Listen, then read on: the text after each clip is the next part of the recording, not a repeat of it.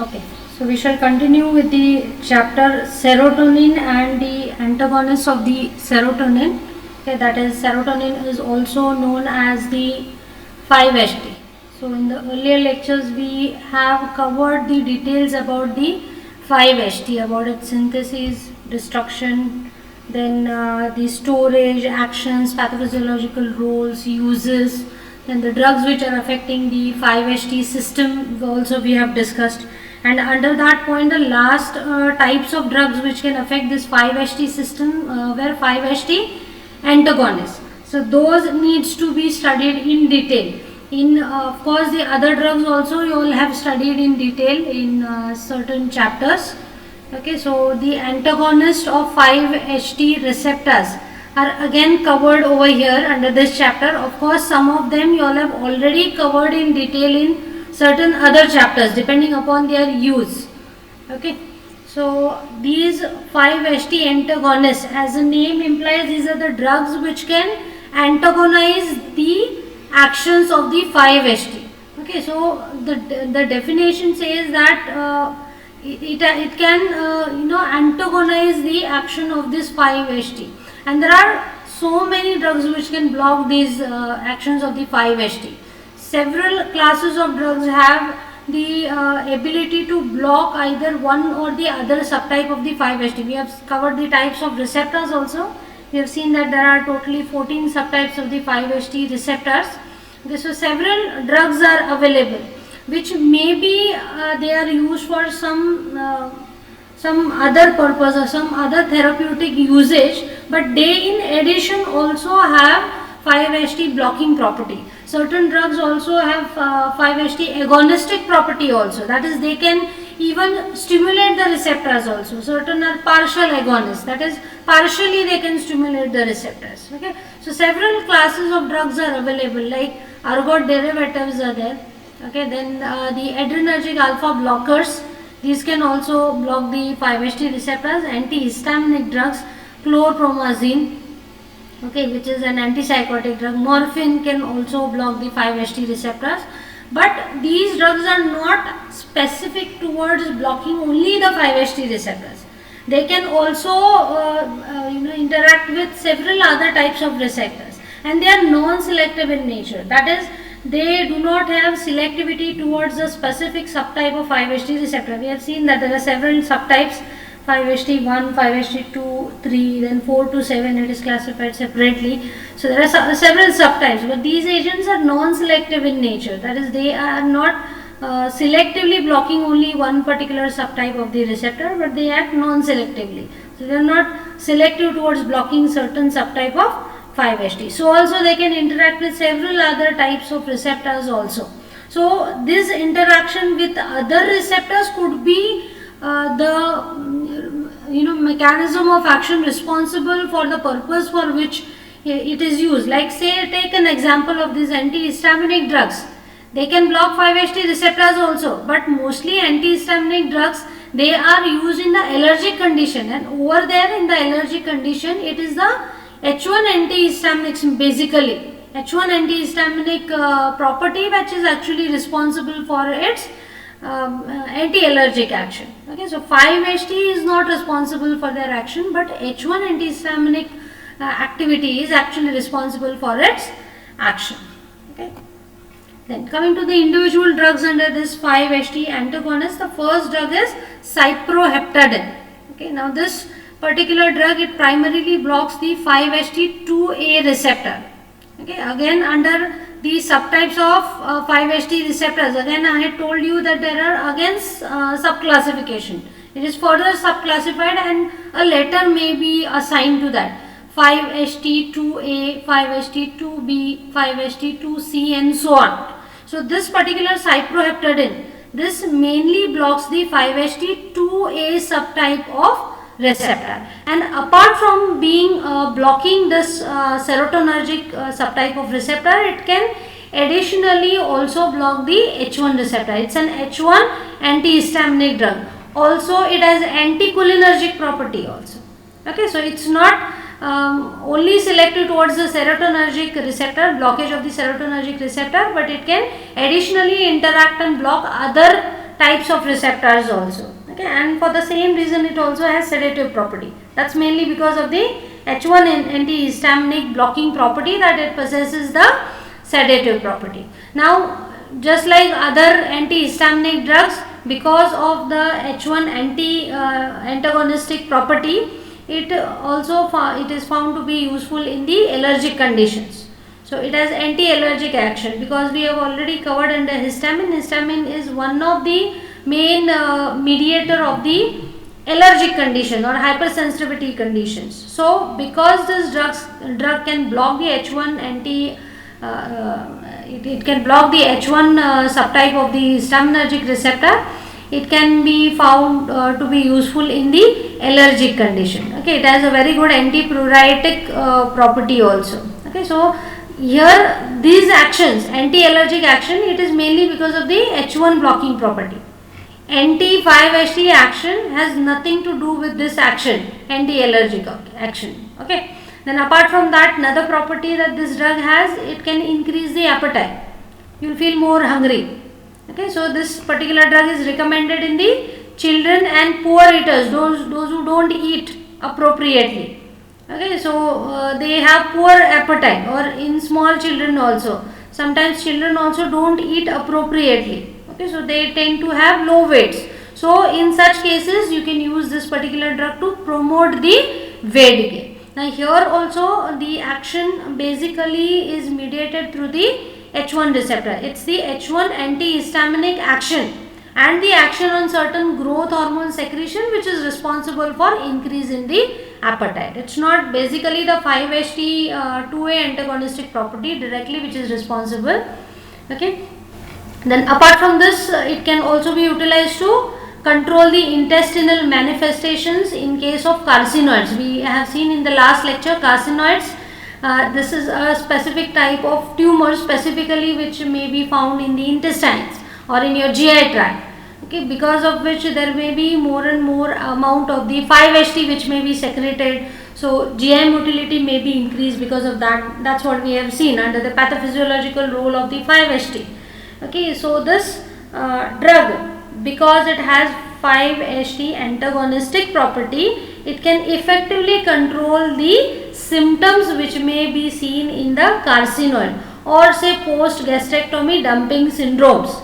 Here there is dumping of the content of your whatever you eat, it will go directly into your intestines. Okay, maybe because of partially or complete removal of the stomach is being done in such particular persons. Okay, so to control the symptoms of these two conditions, okay, this particular drug can be utilized, cyproheptadine. Apart from that, it can also be utilized in antagonizing the priapism or orgasmic delay. Priapism is the painful and persistent penile erection which may be seen in certain individuals.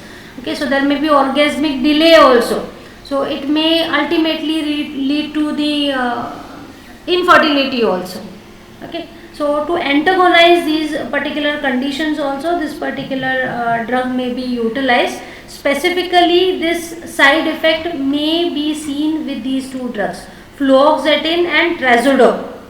Okay, so with these drugs, because they act by inhibiting the 5-HT uptake, so they will prolong the actions of 5-HT. So this drug 5-HT antagonist can antagonize this particular side effects which may be produced by these two drugs. Now coming to the side effects of the drug cyproheptadine, these include drowsiness, because it has a H1 antihistaminic property, so sedative property is there.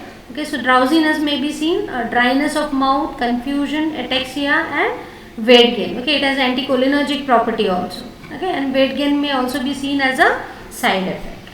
Next drug is methysergide. This is related to ergot alkaloids. Ergot alkaloids are naturally obtained substances. Of course, that also we are going to cover in detail at the end.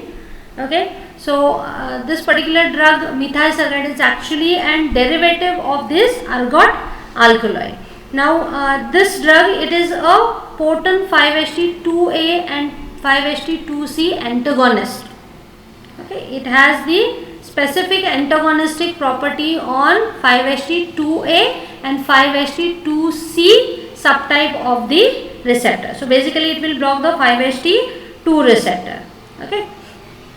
Then it is also again non-selective. That means it is not only blocking these particular 5-HT2 receptors, but it also acts on the 5-HT1 receptors also. So you can say that this particular drug is a non-selective one towards the blockage of the 5-HT receptor. So it can very well act on the 5-HT1 receptors also. Okay. Then basically this drug is used for migraine prophylaxis of migraine, that is prevention of any migraine attacks being precipitated. Then carcinoid and post-gastrectomy dumping syndrome can also be controlled very effectively by this particular drug. But the problem is that prolonged use with this particular drug, it is discouraged. The reason behind this is it precipitates certain side effects pertaining to your abdominal or pulmonary or endocardial fibrosis. So these are the complications which may be seen when this particular drug is used for a longer period of time. Chronic use of this particular drug is discouraged. So that's why the use of this drug, it is not very popularly used because of these side effects upon prolonged use specifically. Okay.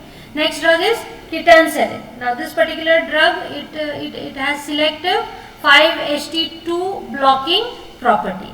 And within 5-HT2 receptors, again it is having more stronger blocking property towards the 5-HT2A subtype of the receptor rather than the 5-HT2C. So it can block both these, but it is more selective towards blocking the 5-HT2A subtype of the receptor. Okay. Now all the actions of 5-HT like vasoconstriction, we have seen under the actions vasoconstriction, platelet aggregation or contraction of the smooth muscles in your airways, that is your bronchi, because of which it produces the bronchoconstriction.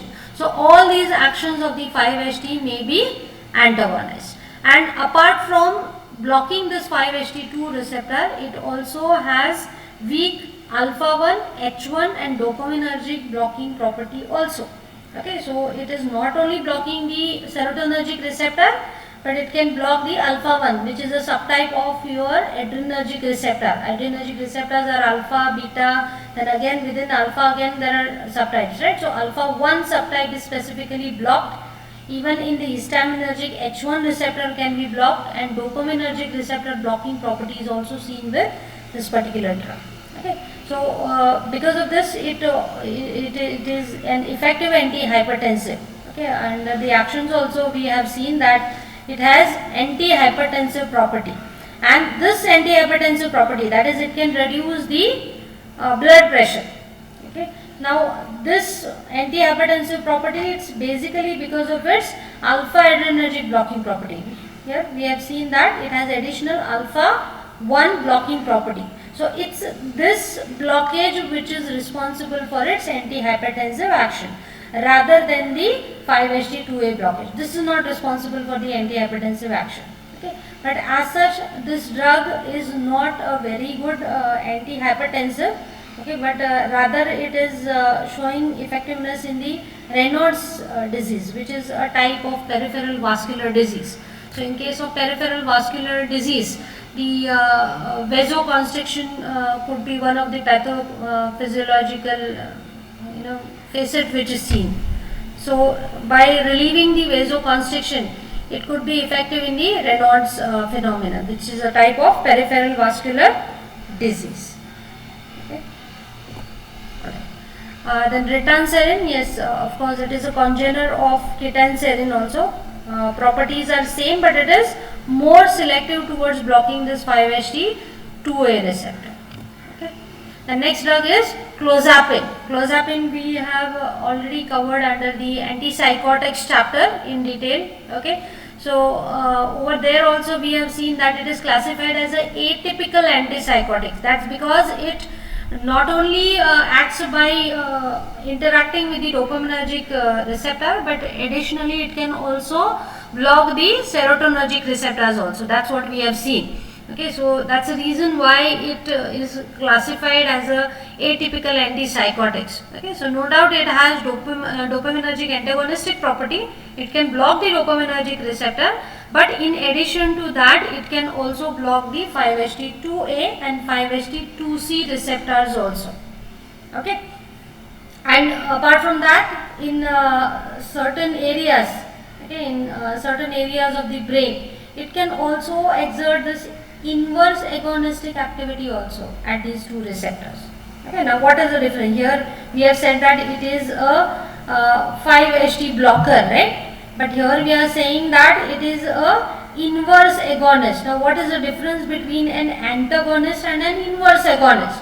Now antagonist or a blocker, it is the drug which can bind to the receptor and it will prevent the agonist from binding to that particular site. So it will merely go and bind to the receptor, it will not stimulate it, and it will prevent the action of agonist on that receptor. So it simply blocks the action of an agonist. That is the meaning of an antagonist. Now what is the meaning of inverse agonist? This you all have already studied under your basics first pharmacology. Okay, so inverse agonist, it is a type of drug which can not only bind to the receptor but it will stimulate the receptor in the opposite direction. That is, it will produce the action but in the opposite direction. Supposing if a particular drug shows say stimulation on the heart, stimulant action on the heart. So inverse agonist, what it will do? It will bind to that same receptor and it will depress the heart. So it is not only blocking the action of the agonist but it is producing the reverse action. That's the meaning of the inverse agonist. So this clozapine also acts as an inverse agonist also at these same two receptors located in your brain. Okay, so this could be responsible for its action in the schizophrenia, for its activity as an antipsychotic drug. Then risperidone, again it is an atypical antipsychotic. So this also has 5-HT2A antagonistic property along with the dopaminergic D2 antagonistic property. Okay, so similar way it is also having antipsychotic property. Okay, but also it is producing the extrapyramidal side of effects also. That's also we have covered under the antipsychotic chapter. Okay, then the next drug which is a 5-HT antagonist is ondansetron. Okay, so ondansetron is a drug which is selectively blocking the 5-HT3 subtype of the receptor. It's a 5-HT3 antagonist, and because of this property specifically it has antiemetic property, that it can control the nausea and vomiting. It has antiemetic property. Okay, and specifically it can control the vomiting which may be associated with the cancer treatment, anti-cancer drugs or the radiotherapy which is given. It is most likely there are chances that they will precipitate the nausea and vomiting. This is a quite common problem with the use of the anti-cancer drugs. Okay, most common side effect. So this emesis or the vomiting or nausea which is precipitated by this cancer treatment can be effectively controlled by this 5-HT antagonist, that is ondansetron. There are of course other drugs also, granisetron, propisetron. There are several other examples. Now this ondansetron will be covering in detail in the antiemetic chapter also. Okay. The next type of drug is ergot alkaloids. Okay, now ergot alkaloids, these are the alkaloids which are obtained from the natural source, that is from the ergot. Now ergot, it is a fungus, that is Claviceps purpurea. This is the biological name of this fungus, ergot. So this basically grows on the rye or millet or certain other grains. Okay, so it is found that those grains will turn blackish in color or purplish in color. They will obtain a hard cover. Okay, so that grain will be replaced by a purple, hard and a curved body. Okay, and that particular structure into which it gets converted into, it is known as sclerotia. Okay, so when it is isolated, when these grains are isolated, certain grains will be replaced by this particular sclerosium. So you will find them blackish in color. So if someone consumes these ergot, that fungus, if someone consumes by mistake, okay, then it can result into ergot poisoning. This is known as ergotism because of the excessive consumption of such low grade grains, okay, which may be poisoned with these ergot fungus. Okay, so that may result in the ergotism. So specifically this ergotism, it shows characteristic features of dry gangrene of the hands and feet. Okay, that is, the hands and feet may become black in color as if they are burnt. Okay, so this is a characteristic manifestation of this ergotism or ergot alkaloid poisoning as it is seen. Okay, even because of this consumption of these grains, such grains which are contaminated with this ergot, miscarriages also have been seen, okay, in women as well as in the cattle if they consume. Okay, that is because the alkaloids, they have oxytocic property, that is, they have contractile action on the uterus. So this may result in miscarriages also, both in women as well as in the cattle also miscarriages may be seen. Even certain ergot alkaloids, they are convulsive in nature, convulsions may also be precipitated. Okay, so this ergot, they were earlier used by these midwives for the delivery or the childbirth earlier, or even still in the remote places or in the villages, still midwives carry out the childbirth. So for that purpose, to hasten the uterine contractions, ergot is still being used. Earlier, since olden days it is being used, and still it is used in certain remote areas also. Now coming to how these ergot alkaloids were discovered, they were discovered by these two scientists, Dale and Barger, way back in 1906. Okay, so there onwards they started isolating these ergot alkaloids, and their pharmacology also is being studied in detail. So it is found that this ergot, okay, that is that fungus, okay, that has several active substances like alkaloids are found in that, LSD or histamine, acetylcholine, tyramine, some sterols or amines are also found in that ergot. Now coming to the part which is of our interest pertaining to the 5-HT antagonist. Okay, so these alkaloids which are found in this ergot, okay, they have the action on the 5-HT receptors, and of course several other type of receptors are also blocked by these particular agents. Okay, now these alkaloids, ergot alkaloids, they can either be naturally obtained ergot alkaloids, or there are some derivatives of this natural ergot alkaloids also. Now coming to the first part, that is natural ergot alkaloids. So these are tetracyclic indole containing compounds, okay, which are derivatives of the lysergic acid. Now these natural ergot alkaloids, it can be divided into two types: amine alkaloids and amino acid alkaloids.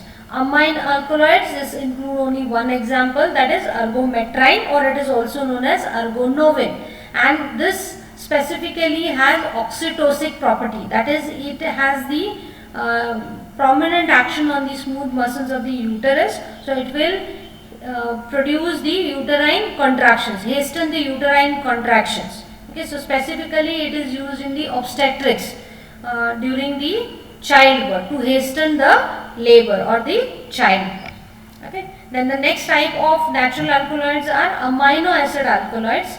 Now here there are two examples, ergotamine and ergotoxin. Ergotoxin, again, it's a mixture of ergocristin, ergocornin and ergocryptin. So a mixture of amino acids are found naturally. Okay, so ergotamine and ergotoxin are two amino acid alkaloids. Now these amino acid alkaloids, these are specifically vasoconstrictor in nature. Okay, and they have alpha adrenergic blocking property. Okay, so this is to do with the natural ergot alkaloids. Then the other semi-synthetic derivatives. So certain derivatives are also being discovered. Okay, that is, the natural alkaloids were taken and they were altered in such a way to obtain several types of semi-synthetic derivatives. Okay, because the natural alkaloids are altered in a slight way over here. So first type over here is dihydroergotamine and dihydroergotoxin. So here what is done? Hydrogenation is done. Okay, already we have seen under the natural alkaloids, ergotamine, it's a natural alkaloid, and ergotoxin is also a natural alkaloid. Okay, so they are hydrogenated. Okay, hydrogenation is done and they get converted into dihydroergotamine and dihydroergotoxin. This is also known as codergoprine. Okay, so this particular drug specifically, they have cerebroactive property. We have seen this drug under the Alzheimer's disease. Okay, plus they also have anti-adrenergic property also. Okay, adrenergic receptors can be blocked by these particular drugs. Alpha receptors can be blocked. Okay. Next type of semi-synthetic derivatives include 2-bromo-alpha-ergocryptin, that is bromocriptin. Okay, bromocriptin also we have covered. This we have covered under the anti-Parkinsonian drug. Okay, it has dopaminergic D2 agonistic property. Okay, dopamine receptor agonist. Okay, this particular drug is bromocriptin. So it's used as an alternative to either levodopa, or it may be used as an adjuvant drug over there. Okay, in the treatment of Parkinson's disease. So this is also an ergot derivative, a semi-synthetic derivative of the ergot alkaloids. And the next type of semi-synthetic derivative is methylsulfide. Okay, so this mainly it has the anti-5-HT property. This we have already covered earlier in today's lecture. Okay, so all these drugs, okay, all these ergot alkaloids and the related compounds, they have either agonistic property or partial agonistic property. Okay, that is partially they will stimulate the receptor, or certain drugs also have antagonistic property also at certain types of receptors like alpha adrenergic receptor, serotonergic receptor, or dopaminergic receptors. Okay, so it may be varying for different agents coming under this ergot alkaloids. Okay, so that's how they have different utilities. Okay, if you can see that all the ergot alkaloids, they are not used for the same purpose. Just now we have seen so many examples. Okay, this drug is used for the Alzheimer's disease treatment.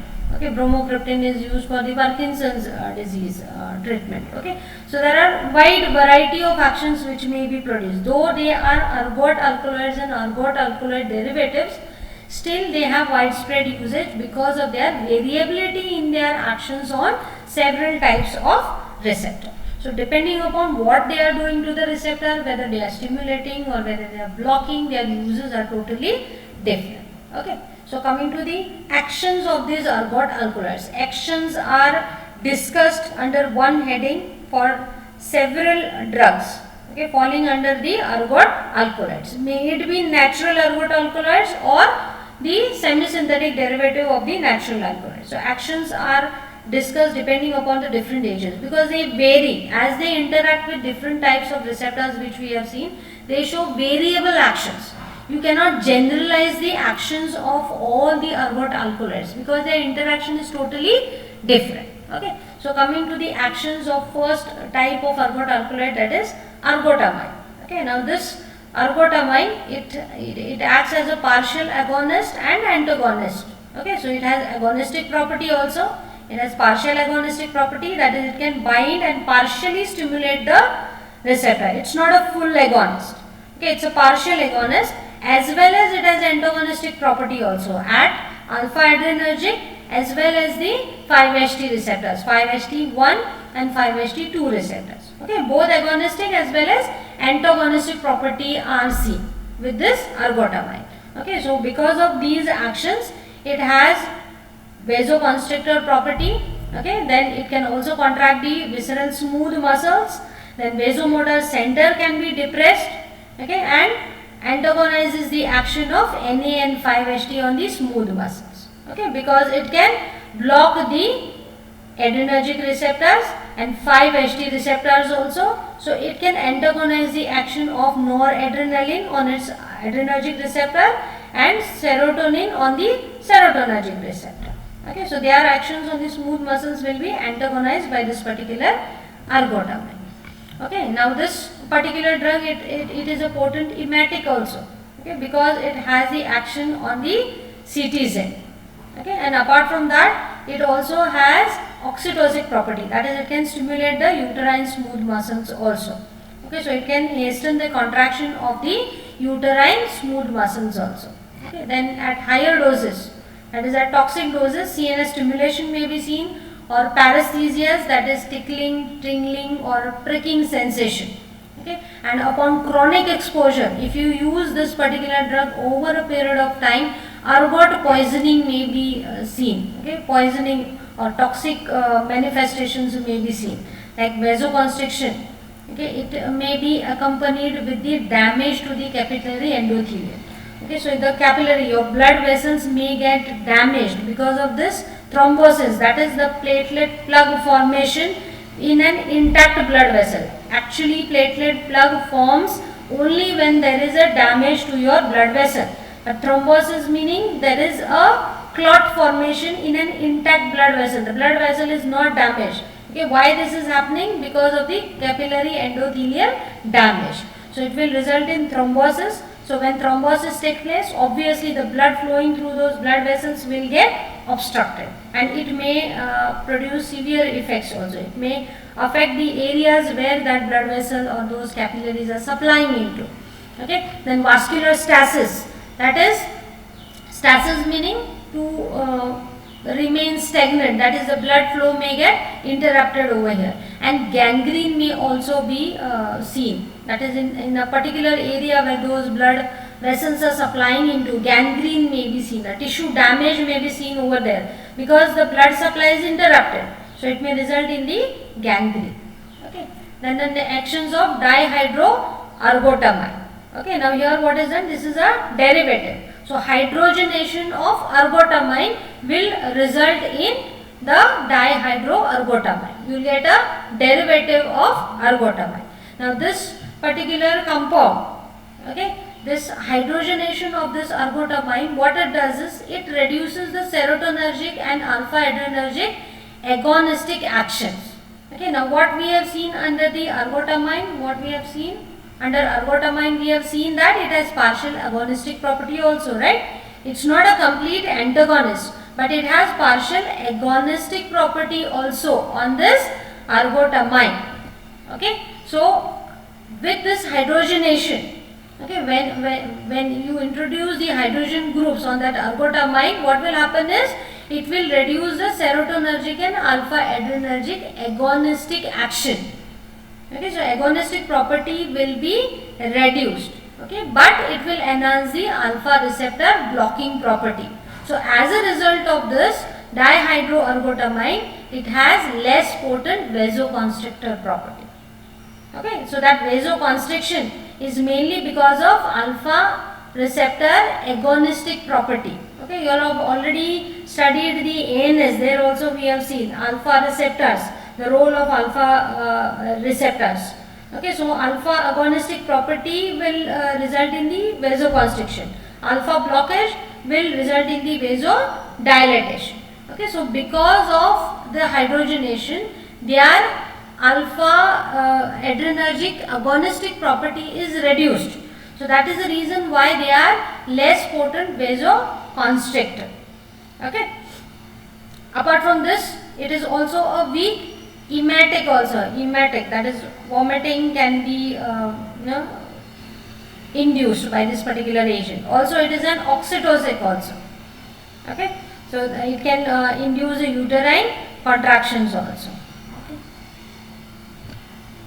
Then dihydroergotoxin. Okay, so here also again there is hydrogenation, right? Hydrogenation of the ergotoxin group of alkaloids. We have seen that there is a group of alkaloids which is known as ergotoxin. So again hydrogenation of this ergotoxin will give rise to dihydroergotoxin. So because of the hydrogenation, again it becomes a more potent alpha blocker and it will reduce its vasoconstrictor property. Okay, so again it is found to be safer. Vasoconstrictor property is reduced with this particular compound again. Okay, then in the brain it has several changes which is being taking place. Okay, so the types of action which is specifically seen in the brain, these include partial agonistic, antagonistic action at the 5-HT receptor, Okay, this hydrogenation, what it does, it reduces its alpha agonistic property. Okay, but here in the brain, it retains its partial agonistic and antagonistic action on the 5-HT receptors. Then also it produces certain metabolic and vascular changes also. Also ACH release is also enhanced in the cerebral cortex. So taking together all these actions, these are responsible for the improvement of the condition known as the dementia. So over here in case of dementia, we have seen that forgetfulness is seen, and specifically here there is a damage to the brain cells. Okay, so this particular drug being effective in dementia, that's because of these actions on the brain. Certain metabolic improvement is seen, enhancement of the ACH release is seen. Okay, so that's how it is effective in the treatment of dementia. In the Alzheimer's disease, this particular drug is used, dihydroergotoxin or codarcocrine. And the next drug is bromocriptine. So this is again a derivative of your ergot alkaloid. It's a 2-bromo derivative of the ergocriptine, and this is relatively selective dopamine D2 agonist. That is selective towards the agonistic property towards the D2 receptor. So dopaminergic D2 subtype of receptors can be stimulated by bromocriptine, and for the same reason, because of its D2 agonistic property on pituitary lectrotrophs. Okay, pituitary lectrotrophs, these are responsible for the production of the hormones like prolactin. So because of D2 agonistic property on the pituitary lectrotrophs, it inhibits the prolactin release. Okay, prolactin release will be inhibited. Okay, hypoprolactinemia may be produced. Then its D2 agonistic property in the striatum is responsible for its anti-Parkinsonian property. We have covered this drug under anti-Parkinsonian drugs also. This is a property which is responsible for anti-Parkinsonian action. Now apart from this, also D2 agonistic property in the CTZ, that is chemoreceptor trigger zone. Okay, so here also D2 receptors can be stimulated, because CTZ, it is not protected by the blood-brain barrier, so it can gain very easy access to the D2 receptor in the CTZ. So because of this, emetic action may be seen, that is vomiting sensation may be precipitated by this particular drug. Okay. Then apart from that, it also has very weak anti-5-HT blocking property also, 5-HT receptor blocking property. Then alpha receptor blocking property is also seen, but it is not an oxytocin. Uterine contractions cannot be stimulated by this particular drug, bromocriptine. Then the next is ergometrine or ergonovin. This is again a natural amine ergot alkaloid. Okay, now this has very weak agonistic property and practically no antagonistic action on the alpha adrenergic receptor. So far we have seen so many ergot alkaloid derivatives, they also act on the alpha adrenergic receptors.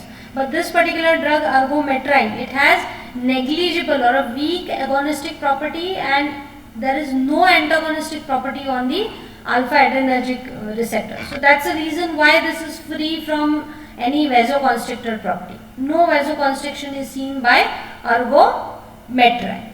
Okay. Now this partial agonistic action on the 5-HT receptor, this is basically responsible for its action. So this 5-HT receptors in uterus or placenta or in the umbilical blood vessels, the blood vessels which are present in the umbilical cord or in certain areas of brain. So these 5-HT receptors located at these particular sites, they are partially stimulated. It has partial agonistic action on these 5-HT receptors at these particular sites. It's not a full agonist, it's a partial agonist, that is, it is only partially stimulating the receptor. Apart from that, it also has a 5-HT2 antagonistic property. Now this 5-HT2 antagonistic property, it is seen in the GI smooth muscles, okay, and also has weak dopaminergic agonistic property on the pituitary lectrotrophs as well as the CTZ. Okay, so because of this, it has low tendency to produce the AMASs. Okay, so out of all this, the more prominent action of this drug is seen on the myometrium, okay, that is of the uterus. So it is a very strong uterine constrictor. It induces the contractions of the uterine smooth muscles, specifically used as an oxytocic in the obstetrics, that is during the childbirth, to hasten the childbirth or to promote the childbirth. Okay. So these are the actions of the ergot alkaloids, both the natural and the semi-synthetic ones. Then coming to the pharmacokinetics of all the ergot alkaloids taken together. Now the oral bioavailability of the amino acid ergot alkaloids specifically and the hydrogenated derivatives, it is poor. Okay, you can see that even less than 1% of it is getting absorbed. Okay, this is because their absorption is slow and incomplete. Okay, it's slow and incomplete. Bioavailability is very less. It is less than 1% than what is administered because of slow and incomplete absorption and also high first pass metabolism. So altogether absorption is slow, and whatever is absorbed, that is also metabolized before it reaches into the systemic circulation. Okay. If you can see the bioavailability, it is better after the sublingual or rectal administration, but here also again it is erratic, but it is better as compared to the oral bioavailability. Okay, so oral route is not preferred for administration of the ergot alkaloids. Then metabolism, it takes place in the liver and mainly they are excreted in the bile. Now with this particular ergotamine, specifically this ergotamine, it is sequestered in the tissues, that is it will remain bound in the tissues. So this is the reason why it shows prolonged action. Okay, actually the T half-life of this ergotamine is just 2 hours, but its action may last even for a longer period of time. That's because it is bound in the tissues. So slowly it will remove. As the plasma is cleared of the drug, slowly the drug which is stored in the tissues will be released. Then all the ergot alkaloids, they can effectively cross the blood-brain barrier also, so that they can have the actions on the CNS also. Then the adverse effects include nausea, vomiting, then abdominal pain, muscle cramps, weakness, paresthesias, coronary and other vascular spasm and chest pain. These are the commonly encountered side effects. Then coming to the contraindications, which are the conditions in which these alkaloids are supposed to be avoided. So they are contraindicated in the presence of sepsis or ischemic heart disease or peripheral vascular disease, hypertension in case of pregnancy or liver and kidney disease. These are the contraindications of ergot alkaloids. You are supposed to avoid these. Okay. So this finishes the chapter. Then the important questions pertaining to this chapter include the synthesis, storage and destruction of the 5-HT, that is serotonin. Okay, then the actions of 5-HT or the pathophysiological roles of 5-HT, a note may be asked. Okay, or a note on ergot alkaloids may be asked. So you need to discuss all the ergot alkaloids in detail. Or a note on 5-HT antagonist may also be asked, wherein you should describe all the 5-HT antagonists. Okay, all of them, including the ergot alkaloids.